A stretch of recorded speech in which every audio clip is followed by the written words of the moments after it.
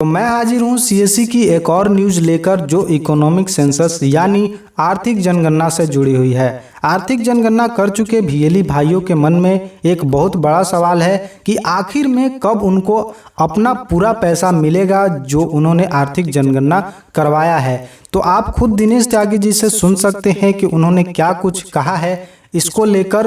तो आप खुद इस वीडियो में उन्हें देख और सुन सकते हैं। लेकिन भीएली भाई के शुभचिंतक होने के नाते मैं उनकी कई बातों पे सहमत नहीं हूं जो दिनेश त्यागी जी ने आगे बात किया है।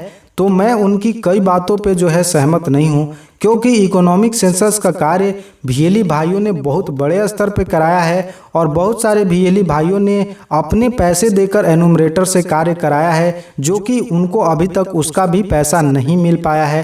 तो इस स्थिति में जो है भीएली को बहुत बड़ा आक्रोश है। बहुत सारे भीएली भाइयों ने जो है यहाँ पे धरना प्रदर्शन भी किया है, बहुत सारे सोसाइटी ने भी धरना प्रदर्शन किया है। तो ये जो बातें हैं जो दिनेश त्यागी जी ने कही हैं, उस बातों पे कहीं कहीं मैं जो है कर नहीं पा रहा हूँ, क्योंकि ये तो वही बात हो गई जौ के साथ घून पीसने वाली।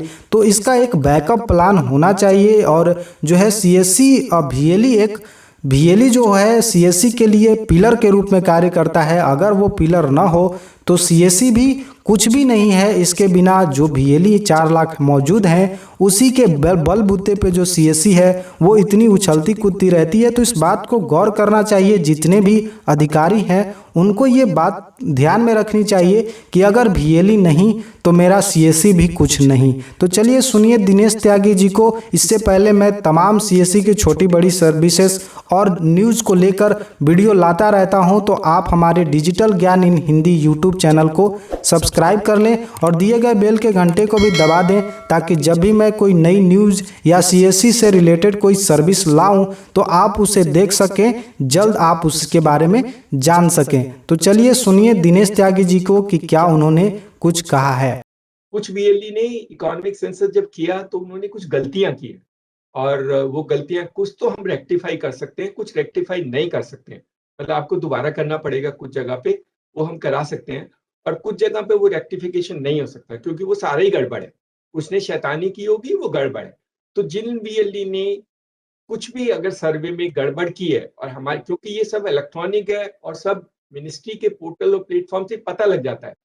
दी technology today helps you in identifying कि ये गड़बड़ है यहाँ पर, फिर वो पेमेंट नहीं होगा। आप कितनी भी कोशिश कर लेना, अगर आपने गड़बड़ की है और हमने डिटेक्ट किया है तो you will not be able to get your payment. That's very clear. तो ये आपको समझ लेना, क्योंकि हमने ईसीए का पेमेंट हमने सबको दे दिया, करीब करीब दे दिया है। कुछ 5% कुछ केसेस में रखा है wherever there are these issues, but that also will release very soon once the ministry gives a clearance that the data is clear from all angles। क्योंकि हम दोबारा नहीं करा पाएंगे, अगर मिनिस्ट्री ने हमें पैसे नहीं दिए और डेटा को एक्सेप्ट नहीं किया तो हम उसको काम को फिर दोबारा नहीं चला पाएंगे। तो as long as your work is done and the ministry is certified that the work is to the best is okay, we have made most of the payment. In case there's still something left, it is left either your data is incorrect or the ministry is still not cleared। Ministry ने अभी भी approval नहीं दिया है उस data का correction के बारे में। कुछ लोग जिन्होंने शैतानी की, मैं बार बार बोल रहा हूँ, जिन्होंने शैतानी की है सर्वे के टाइम में, उनका पेमेंट नहीं होगा। बल्कि क्योंकि हमारा आपके साथ एग्रीमेंट था, हमने जो पहले आपको पैसा दिया है हम आपसे रिकवर कर लेंगे। हमने 1300 लोगों के अगेंस्ट में एफआईआर फाइल की है वो रिकवरी के लिए। We are sending notices to them, और जिन्होंने शैतानी की है और जिनकी डिटेक्ट हो गई है उनको जो हमने पुराना पैसा दिया हुआ है वो भी हम रिकवर कर लेंगे। ये आप समझ लेना, क्योंकि ये बहुत जरूरी है, क्योंकि ये सरकारी पैसा है, ऐसे अब नहीं जा सकते। तो ये, और मैं आज नहीं 2 साल बाद 3 साल बाद जब भी पता लगेगा आपके घर से वो पैसा निकाल लेंगे। दैट सरकार will find out a way to get your money. So if you done a mischief and it is been detected any point of time and the detection verifies कि आपने गड़बड़ किया था सर्वे के टाइम में और आपको एडवांस ये हमने शुरू में दे दिया है, हम आपसे वो पैसा रिकवर कर लेंगे। We will filing cases, as I said 1300 cases we already filed and we will keep on filing. कारवां तो चल पड़ा है। सॉइल हेल्थ कार्ड से लेकर डिजिटल मंडी तक, छोटे शहरों में बीपीओ से लेकर ई स्कॉलरशिप्स तक, कारवां तो चल पड़ा है। हाथ बढ़ा के तू भी चल। हॉस्पिटल में ऑनलाइन अपॉइंटमेंट से लेकर टेलीमेडिसिन तक सबके पास है अब नई ताकत,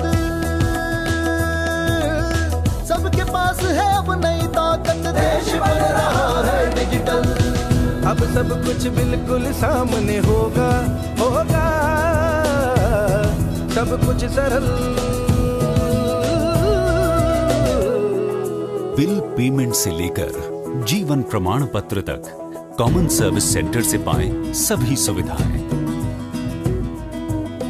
अरमानों में रफ्तार है, चल आगे जाए निकल। नए पेमेंट सिस्टम्स, सरल हुआ व्यापार। सबके पास है अब नई ताकत,